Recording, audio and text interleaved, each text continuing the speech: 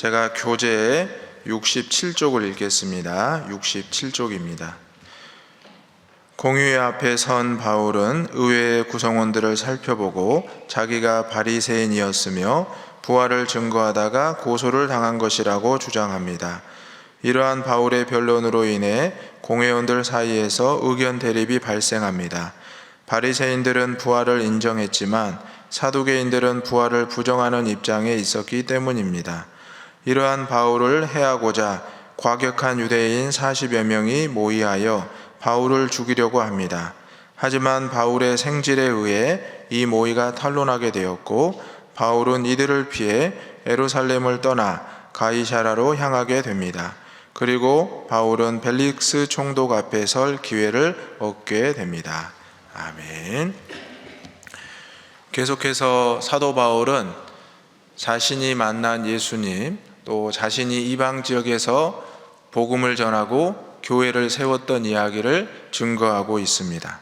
어쩌면 사도 바울은 복음을 증거하는 일을 하면서 점점 세상적으로 봤을 때는 수렁에 빠지고 있는 모습과도 같습니다. 빨리 갇힌 몸에서 풀려나야 될 것인데 사도 바울은 풀려날 생각을 하지 않고 오히려 그 가운데서 복음을 증거하는 일에 당당하고 담대하게 나아가고 있다는 사실을 알게 됩니다. 오늘은 이제 사도 바울이 공회 앞에 서게 됩니다. 공회 앞에서 사도 바울이 당당한 모습을 보이자 대제사장이었던 아나니아라는 사람이 사도 바울에게 그 입술을 치라고 말을 합니다. 그러자 이제 사도 바울은 오히려 당당하게 엎드리지 않고 대제사장 아나니아에게 회칠한 담이여라고 소리를 지르게 됩니다. 그러자 이제 그 옆에 있던 사람들이 감히 어떻게 죄인인 너가 대제사장에게 소리를 지를 수 있느냐라고 말을 하게 됩니다. 사실 사도 바울의 모습을 보게 되면 세상 사람들이 보기에, 그 당시에 공회원들이 보기에 정신이 이상하지 않고서야 저렇게 당당하고 또 단호하게 말할 수 없을 거리라 생각을 했을 것입니다. 오늘 본문을 통해서 세 가지 기도의 제목을 나누도록 하겠습니다. 첫 번째 기도 제목은 양심을 따라 하나님을 섬기게 하소서입니다. 양심을 따라 하나님을 섬기게 하소서입니다. 본문의 1절 말씀을 다 같이 읽어보겠습니다. 시작. 바울이 공회를 주목하여 이르되 여러분 형제들아 오늘까지 나는 범사의 양심을 따라 하나님을 섬겼노라 하거늘. 아멘. 사실 사도 바울에게는 그 누구보다도 뜨거운 열심이 있었습니다. 오늘 본문의 내용을 보게 되면 사도 바울이 나는 바리새인의 아들이었다라고 고백을 합니다. 그리고 가말리엘 문화에서 수학을 했다라고 말을 했었습니다. 사실 이러한 모습을 보면은 사도 바울에게는 하나님을 향한 열심이 없던 사람이 아니라 있던 사람이었습니다. 그런데 다메섹에서 주님을 핍박하던 사도 바울에게 주님이 직접 음성으로 말씀하셨을 때 그는 자기의 열심이 방향이 틀렸다는 것을 깨닫게 되었습니다. 그리고 즉시 그 방향을 수정하였고 이제 복음의 핍박자에서 복음의 증거자, 복음의 전달자가 되었다는 사실입니다. 그래서 사도 바울은 누구 앞에서든지 복음에 대해서, 하나님에 대해서는 자신이 있었다는 사실입니다. 사실 사도 바울의 모습을 보면서 회심한 자의 모습을 보게 되었습니다.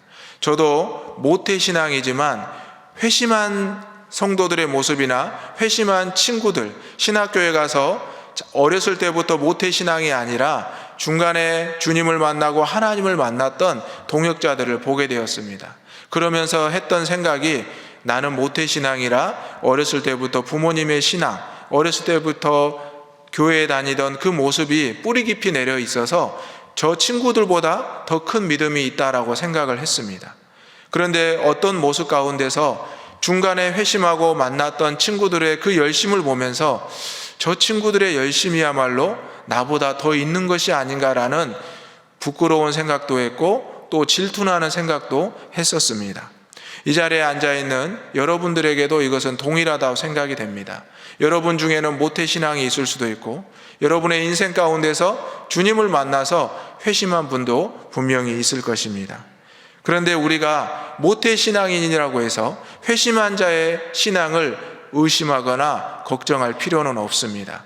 또 회심한 분들이 모태신앙인들에 대해서 나약하고 나태하고 그냥 부모님의 신앙대로 살아간다 생각할 필요도 없습니다. 중요한 것은 하나님께서 사도 바울을 통해서 또한 많은 믿음의 성도들을 통해서 그들에게 각자의 달란트와 사명을 주셨다는 것을 알아야 할 것입니다. 오늘 사도 바울은 분명히 고백하고 있습니다. 나는 양심에 따라 지금까지 하나님을 섬겼습니다. 그러자 대제사장과 바리새인들과 사두개인들이 너무나 당황스러웠습니다. 저가 분명히 우리가 보기에는 잘못됐다 생각하는데 그의 모습 가운데 전혀 반성이나 회개가 없었기 때문이었습니다. 우리가 세상에 나아갈 때 바울의 위치에 놓여 있을 때가 있습니다. 세상 사람들은 우리를 예수님 때문에 핍박할 때가 있고 또 예수님 때문에 우리를 조롱할 때가 있습니다. 하지만 우리는 오늘 사도 바울의 모습을 보면서 우리에게 이런 당당함과 복음에 대한 자랑스러움이 있어야 될 줄로 믿습니다. 그러면서 여러분이 나는 양심에 따라 지금까지 하나님을 잘 섬겼고 앞으로도 잘 섬기겠습니다라고 여러분의 고백과 선포가 있기를 간절히 소망합니다. 그래야 우리의 삶도 바울처럼 위기가 계속되지만 그 가운데서 복음의 기회를 얻을 수가 있다는 사실입니다. 두 번째 기도 제목은 담대한 증인이 되게 하소서입니다. 담대한 증인이 되게 하소서입니다. 본문의 11절 말씀을 다 같이 읽어보겠습니다. 시작. 그날 밤에 주께서 바울 곁에 서서 이르시되 담대하라. 내가 예루살렘에서 나의 일을 증언한 것 같이 로마에서도 증언하여야 하리라 하시니라. 아멘. 사도 바울이 너무나 당당하게 이야기하자 바리새인들과 사두개인들이 서로 다툼이 있게 됩니다. 바리새인들은 부활을 믿는 사람들이었고 사두개인들은 모세의 율법, 모세 오경까지만 믿는 사람이어서 부활을 부정하는 사람들이었습니다. 그런데 사도 바울이 부활을 증거하면서 예수 그리스도의 만난 것을 이야기하면서 나는 바리새인의 후손이다라고 이야기하자 바리새인들이 사도 바울을 변호하기 시작합니다. 그러면서 사두개인들과 다툼이 일어납니다. 이것을 보던 천부장이 다시 바울을 빼서 보호하기 시작합니다.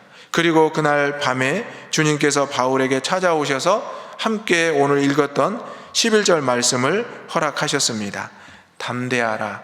내가 예루살렘에서 나의 일을 증언한 것 같이 로마에 가서도 증언해야 되리라.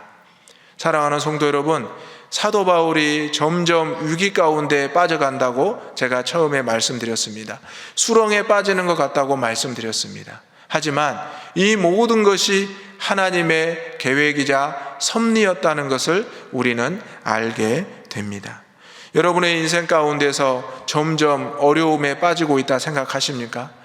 빨리 내 인생의 문제가 해결되어서 내가 당당한 모습으로 나아가야 되는데 하나님께서는 왜 나를 일으켜 세워주지 않고 점점 수렁으로 내려가게 하신다 생각하십니까? 하지만 그것은 우리의 생각이고 내 생각입니다. 여러분이 점점 세상적으로 수렁에 빠지고 있다고 생각하는 그 순간 하나님께서는 여러분을 통하여 복음을 증거하고자 하시고 나의 일을 증언하라 말씀하고 있다는 사실입니다. 오늘 사도 바울에게 찾아오신 주님께서는 다시 한번 힘을 주시고 능력을 주고 계십니다. 이 새벽 시간에 우리 주님께서 여러분에게 하나님의 은혜와 능력을 허락하실 줄로 믿습니다. 그래서 여러분의 발걸음이, 여러분의 모든 사역이 하나님의 사역이 되고 하나님의 증인이 되기를 간절히 소망합니다. 우리는 하나님의 자녀로서 이 땅을 살아가고 있습니다. 내가 잘 살고 우리 가족만 잘 사는 것이 신앙이 아닙니다. 신앙인은 하나님께서 주신 그 은혜, 내가 받은 그 사랑을 누군가에게 전할 수 있는 그 모습이 갖추어져야 된다는 사실입니다. 내가 누군가에게 복음을 전하지 않고 있고 내가 하나님의 사랑을 나누지 않고 있다면 그 신앙은 점점 퇴보하고 있고 뒷걸음치고 있는 신앙입니다. 오늘 사도 바울이 보여주었던 것처럼 담대하게 당당하게 복음의 증거자가 될 수 있기를 간절히 소망합니다. 세 번째 기도 제목은 구원의 역사는 이루어집니다입니다. 구원의 역사는 이루어집니다. 27절 말씀을 함께 읽겠습니다. 27절입니다. 이 사람이 유대인들에게 잡혀 죽게 된 것을 내가 로마 사람인 줄 들어 알고 군대를 거느리고 가서 구원하였다가. 아멘. 이 고백은 천부장의 고백입니다. 천부장은 어려운 상황이 계속되자 바울을 계속 변호합니다. 그리고 군대를 동원해서 이제 총독에게 바울을 데려가게 됩니다. 그런데 여러분, 이 여정을 보면 아주 이상합니다. 죄인의 신분이고 무리들이 바울을 죽이려고 하는데 하나님께서는 오히려 이 죄인을 천부장을 통해서 보호하게 하십니다. 이상하지 않습니까? 당연히 책망하고 채찍질하고 신문하고 고문해야 될 천부장이 오히려 바울을 보호하고 또 지켜주고 있는 사실입니다. 바리새인들과 서기관, 사두개인들이 싸우고 있을 때도 천부장이 그를 빼내는 모습을 보았습니다. 이것이 바로 하나님의 능력이고 구원의 역사입니다. 세상의 모든 권세가 누구에게 있습니까? 바로 하나님께 있다는 것을 사도 바울을 통해서 보여주고 있습니다. 세상의 모든 것이 세상 사람들의 생각과 뜻대로 움직여지는 것 같지만 그 가운데서 하나님이 모든 것을 주관하신다는 것을 우리는 분명히 기억해야 될 것입니다. 사도 바울을 죽이려고 40명의 유대인들이 모입니다. 우리가 사도 바울을 죽이기 전에는 먹지도 않고 마시지도 않겠다. 그들은 단호하게 결심하고 사도 바울을 죽이고자 했습니다. 하지만 바울의 생질, 바울의 친척 아이를 통해서 하나님께서는 이 모든 사건을 천부장에게 말하게 합니다. 그러자 천부장은 그것을 알고 바울을 그 밤에 옮기게 됩니다. 바울의 생명을 지켜주게 됩니다.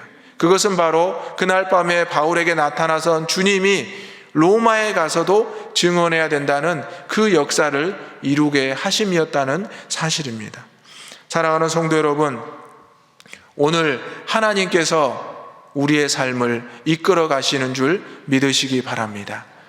누군가를 통해서 내 주변에 나를 핍박해야 되고 조롱해야 되고 나를 힘들게 해야 될 당연할 그 사람이 오히려 나에게 잘 해주면서 나의 어려움을 해결해 주면서 도움의 손길을 내면서 나를 보호하고 이끌어 간다는 사실입니다.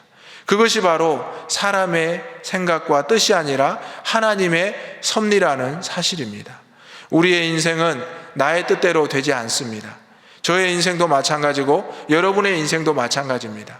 여러분이 계획한 대로 되지 않을 때가 참으로 많습니다. 하지만 걱정하거나 염려하지 마시기 바랍니다. 사도 바울을 통해서 역사하셨던 하나님의 섭리가 우리의 삶 가운데 나타나게 될 줄로 믿습니다. 이 아침부터 저녁까지 하루를 살아보십시오. 그러면 하나님께서 나를 어떻게 이끌어 가시는지를 분명히 간증하게 될 것입니다. 우리의 인생에 힘들고 어려움이 많다고 생각하십니까? 바울의 삶을 보십시오. 힘들고 어려움의 연속입니다. 점점 수렁과 어려움으로 빠져들고 있습니다. 하지만 바울은 끝까지 믿음의 당당함을 잃지 않고 있습니다. 여러분의 삶 가운데서도 이러한 믿음의 당당함을 잃지 않고 어느 곳에 있을지라도 어느 상황에 처해 있을지라도 복음을 증거할 수 있는 저와 여러분이 되시기를 간절히 소망합니다. 아멘. 이 시간 오늘 주신 말씀을 생각하면서 함께 기도하겠습니다. 양심을 따라 하나님을 잘 섬기게 하여 주옵소서. 어떠한 상황 가운데서도 복음의 담대한 증인이 되게 하여 주옵소서. 구원의 역사는 반드시 우리의 삶에서 이루어짐을 믿게 하여 주옵소서. 다 같이 기도하겠습니다. 주여 믿습니다. 주여 믿습니다. 주여 믿습니다.